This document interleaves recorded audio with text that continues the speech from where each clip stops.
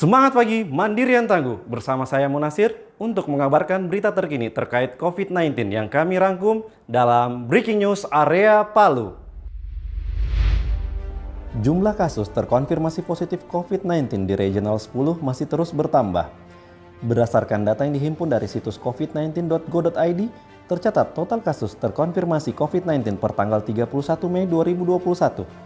Untuk kasus aktif sebesar 122.605 jiwa, dengan kasus sembuh 120.338 jiwa.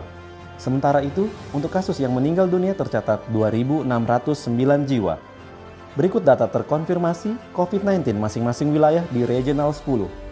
Sulawesi Selatan, kasus aktif sebesar 62.168 jiwa dengan kasus sembuh 60.820 jiwa.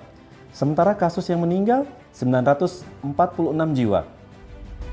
Sulawesi Tenggara, kasus aktif sebesar 10.519 jiwa dengan kasus sembuh 10.084 jiwa. Sementara kasus yang meninggal 217 jiwa. Sulawesi Utara, kasus aktif sebesar 15.769 jiwa dengan kasus sembuh 14.940 jiwa. Sementara kasus yang meninggal 547 jiwa.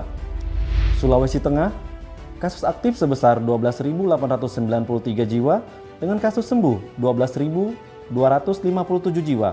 Sementara kasus yang meninggal 365 jiwa. Sulawesi Barat, kasus aktif sebesar 5.501 jiwa dengan kasus sembuh 5.360 jiwa.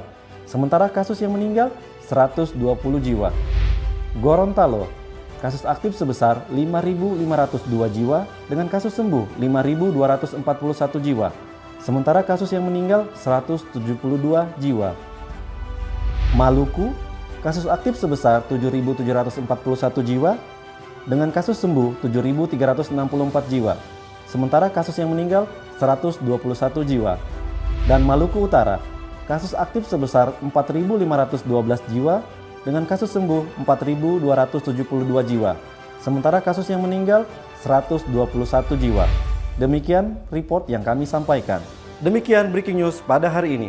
Ingat selalu untuk menerapkan protokol mandiri cuma satu. Mencuci tangan dengan sabun, memakai masker, dan menjaga jarak minimal 1 meter. Saya Munasir dan kru yang bertugas pamit undur diri. Terima kasih dan sampai jumpa.